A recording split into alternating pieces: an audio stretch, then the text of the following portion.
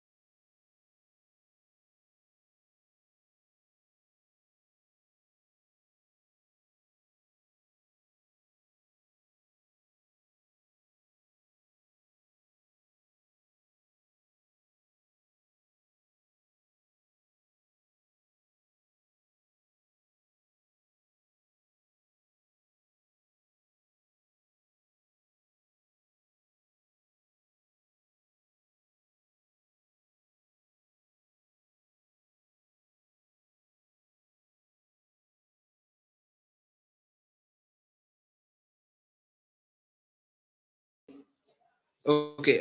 Mrs. Olonke, can you hear me?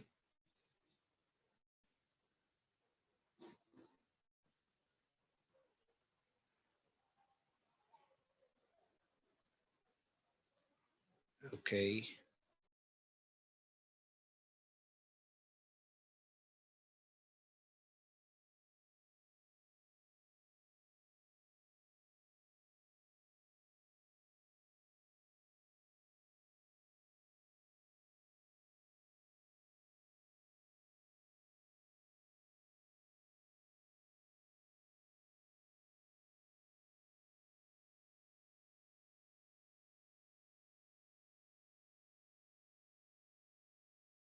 Okay.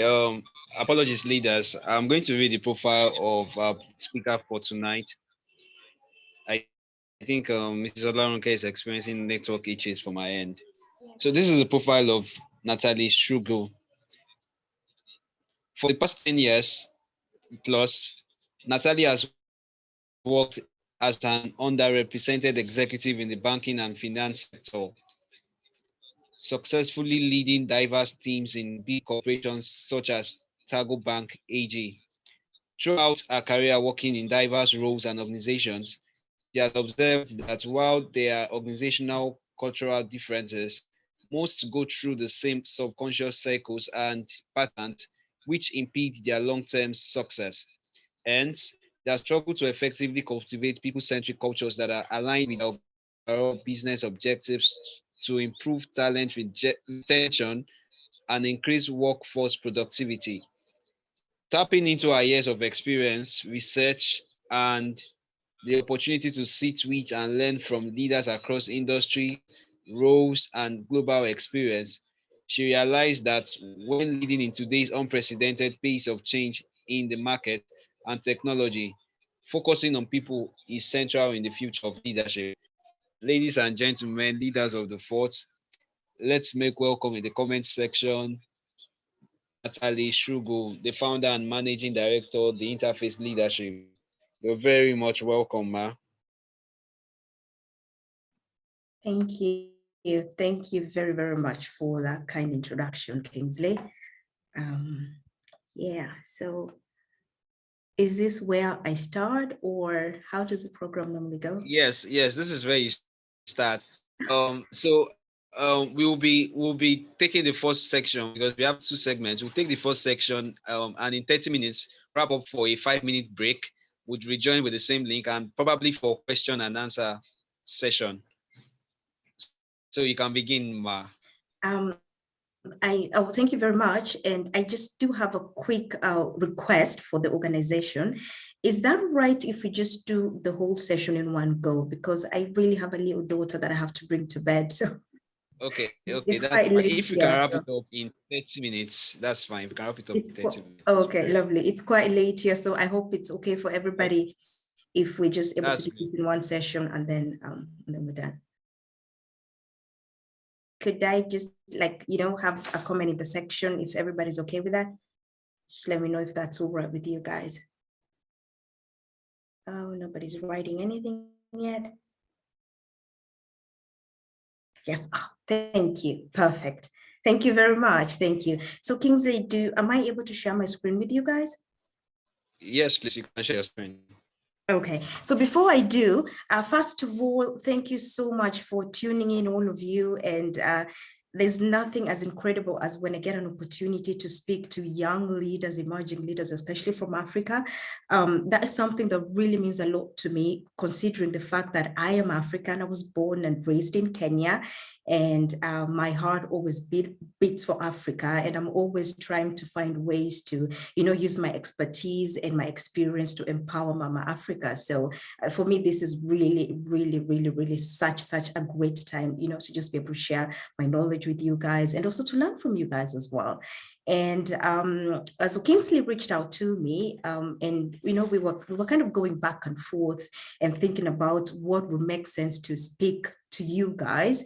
And considering the fact that you're all emerging leaders, you're probably stepping into your first leadership roles, or you are, almost finishing university and starting up working in the corporate world, or starting your own businesses, it just made a lot of sense to talk about impactful leadership, right? Because in today's age and time, I do believe most of you are on LinkedIn, and everybody's always talking about leadership, and every other person is a leadership expert anyway, but it's never about what people talk about. It's really about what people do, and learning what impactful leadership is. Impactful leadership meaning impacting people positively in their life, and how you can actually take the skills that you've learned and harness them into making sure you are moving your organization, people, and society forward. That is the greatest skill you can ever achieve in leadership. So it's a great honor to spend the next 30 minutes speaking with you guys. I did prepare a few slides for you. So, and Kingsley is kind enough to allow me to share them with you. So I am going to share my screen, and then we will start. Can you see my screen? No, not okay. Not yet. Can't see it yet.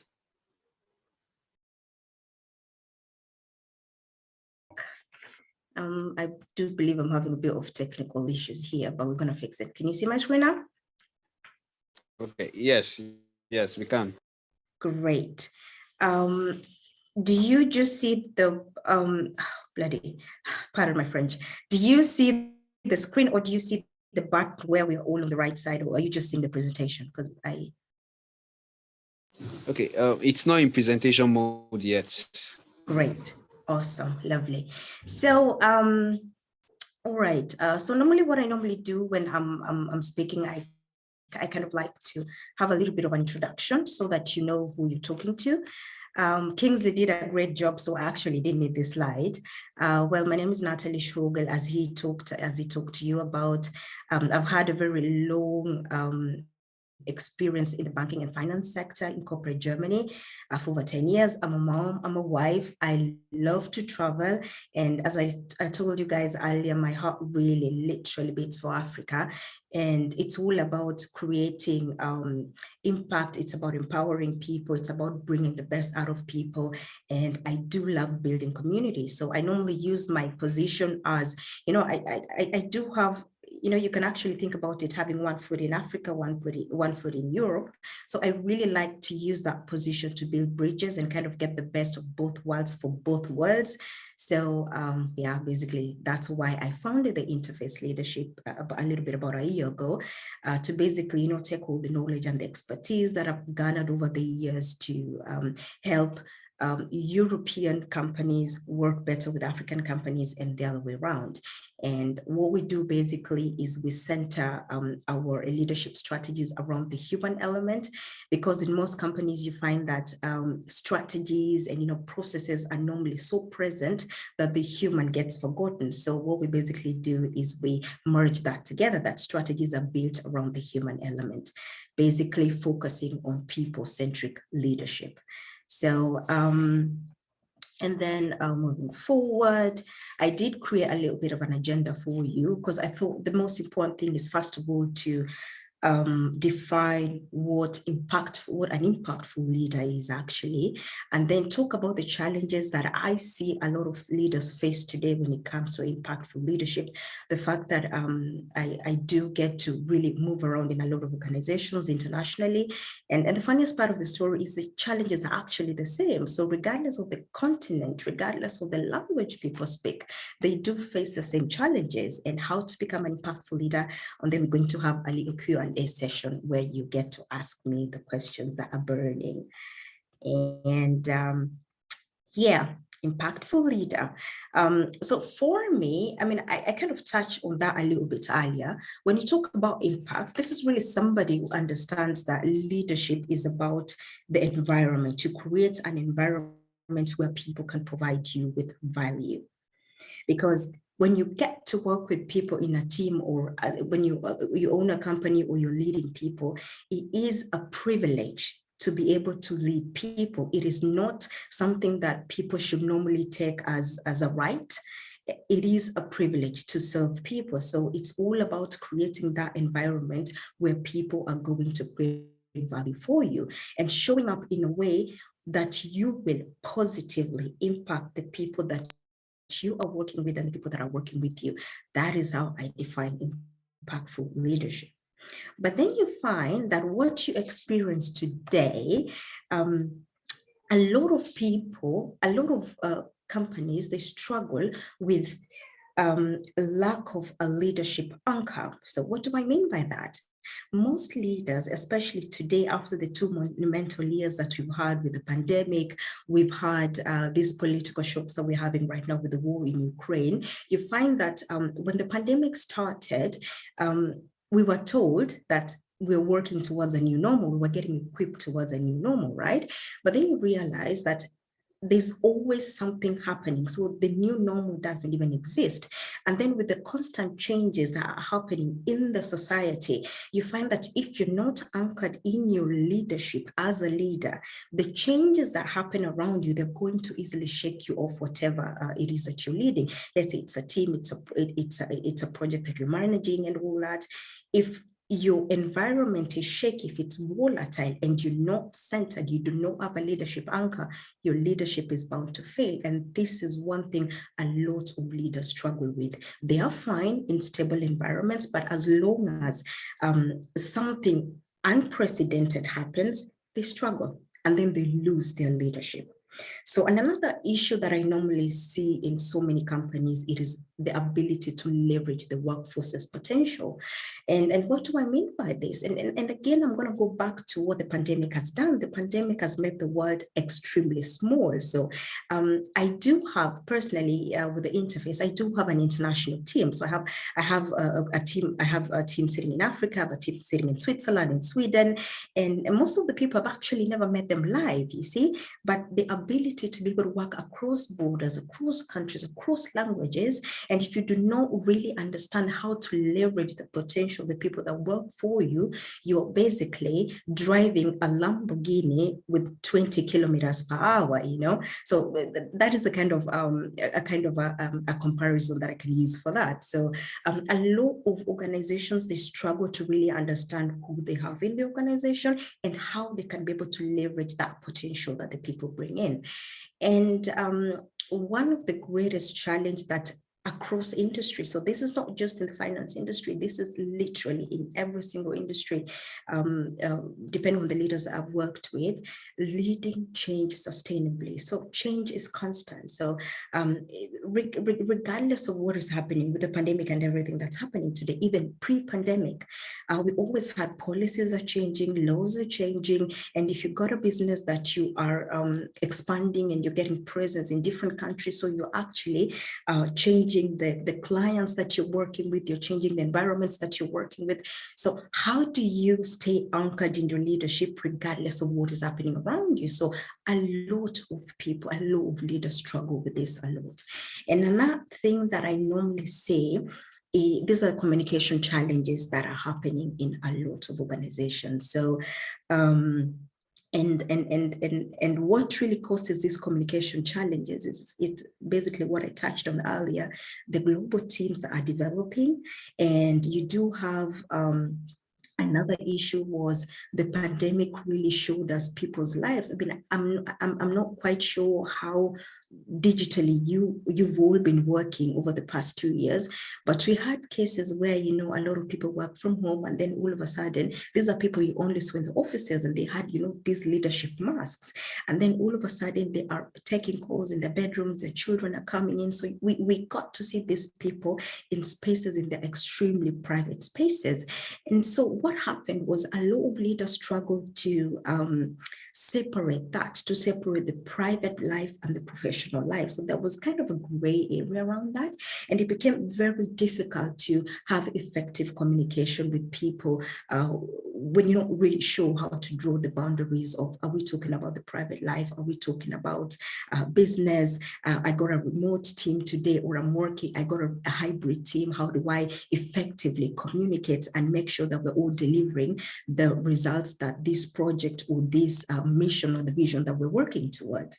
So these are the four, I mean, there are a lot of challenges that organizations face, but these are the four fundamental ones that I have seen over and over again.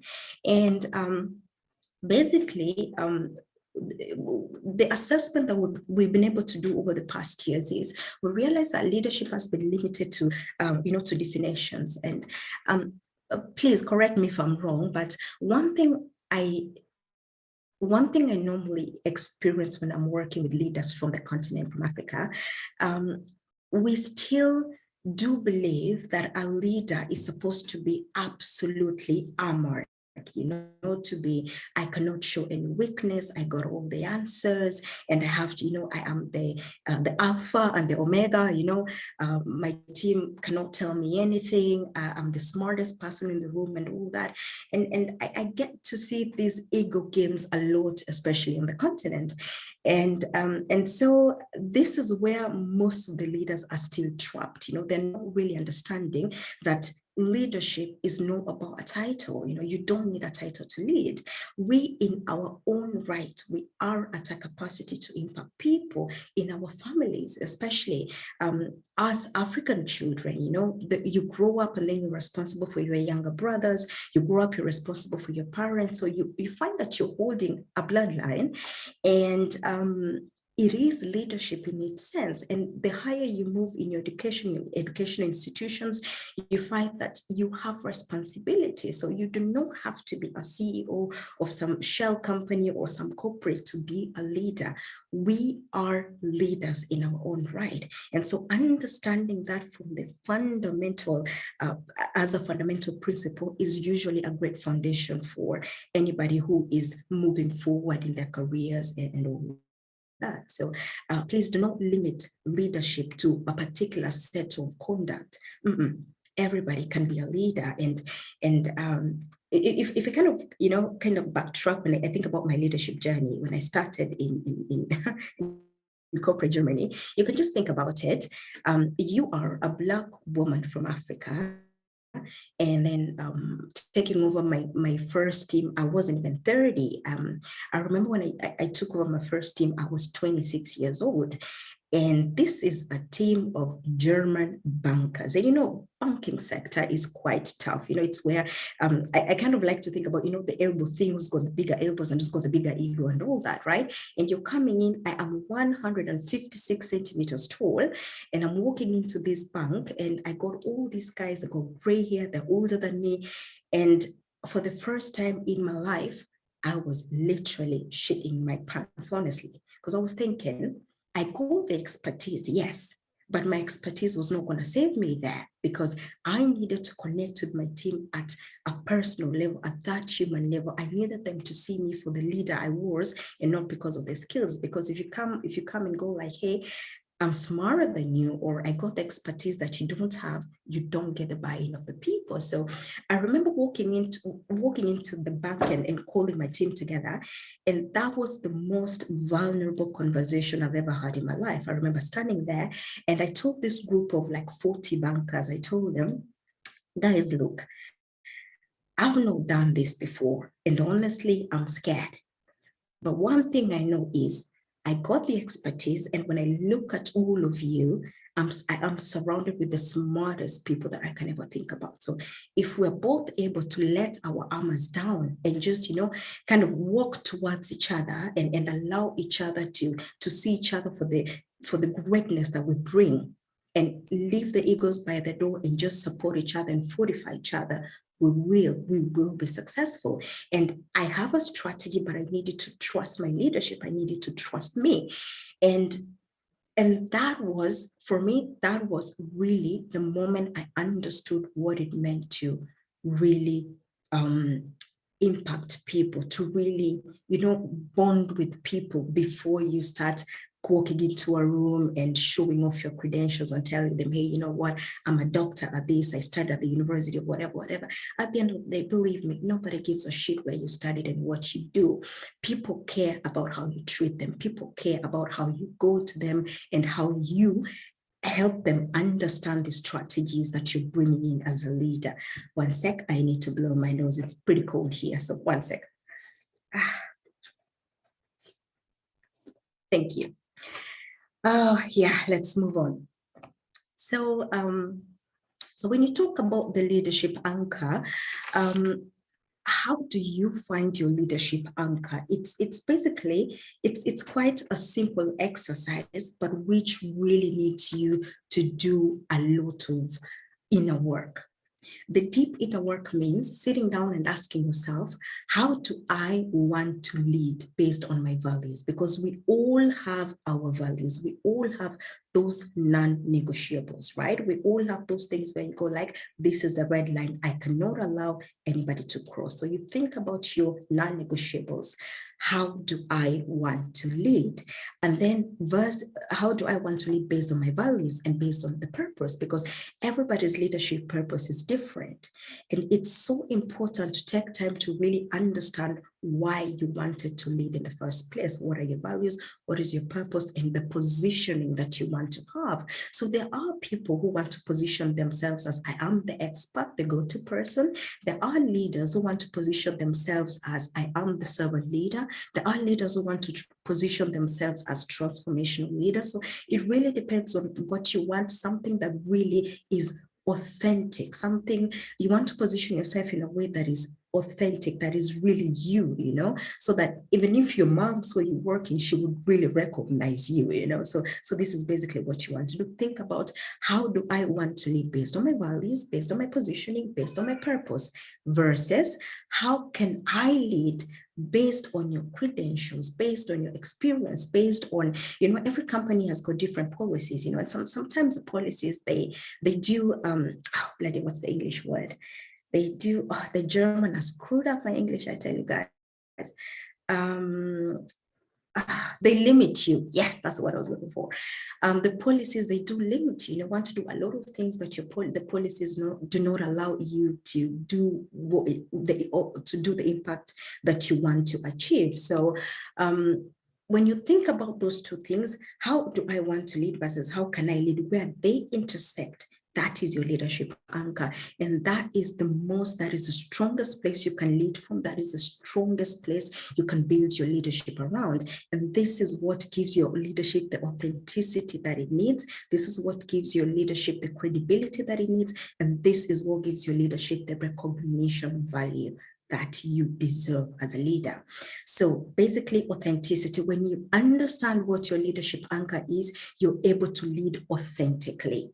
And then another very important thing when it comes to figuring out what your leadership anchor is to understand your unconscious bias as a leader. So normally when people hear unconscious bias, they normally think it's something negative. Oh my God, that is something bad. I don't believe that unconscious bias is something bad. The most important thing is to be aware of your blind spots, because when you're aware of your blind spots, you can do something about that, right? Like Oprah says, when you know better, you do better. And you know, there are, I mean, in my line of work, I have identified, I think six unconscious biases that a lot of leaders struggle with. And these are things like, you know, when you talk about affirmity bias, you talk about affinity bias, you talk about ambiguity bias, you talk about confirmation bias, you're talking about confrontational bias. So there are like 6 which a lot of leaders struggle with. Just for instance, let's dive into something like affinity bias, for instance, right? Affinity bias, this is where a lot of leaders, they gravitate towards people who look like them, right? So, and this is where you ask yourself, in Germany, for instance, we call it the Thomas syndrome, because most of the CEOs, most of the top-notch leaders, these are white men. They have, you know, a particular form of appearance. And then you ask yourself, why is it always the same type of person in the same job? Because every time they're looking for a person to replace this one, they always gravitate to the same type of person. And that is this affinity bias, gravitating to people who look like you, you know? So when you're not aware of that, of course, it's going to affect your recruiting process, right? Because when you're looking through your candidate pool, you're always looking for somebody, I'm not quite sure what to do with this person. I don't understand the language. I don't understand the culture. So I'm going to go for somebody where I'm going to play it safe. Oh, my little one is crying, but I think they got it handled with her daddy. So anyway, where were we? Affinity bias. So understand your, God, guys, I'm so sorry. You know, when she cries, it's quite hard to concentrate when everybody's crying. Is it okay to check while we just yes. Then we join? Yes, please just check on it. I'm going to check on her for a minute. I am so sorry, guys, but I really have to check my daughter. Just give me a second. Natalie, when you come back, just join in with the same link, because we are on Zoom free trial. Just join in with the same link. We'll join in now and join you in maybe 2 minutes. I'm just going to mute my microphone, and then I'll be right back in a minute. Okay.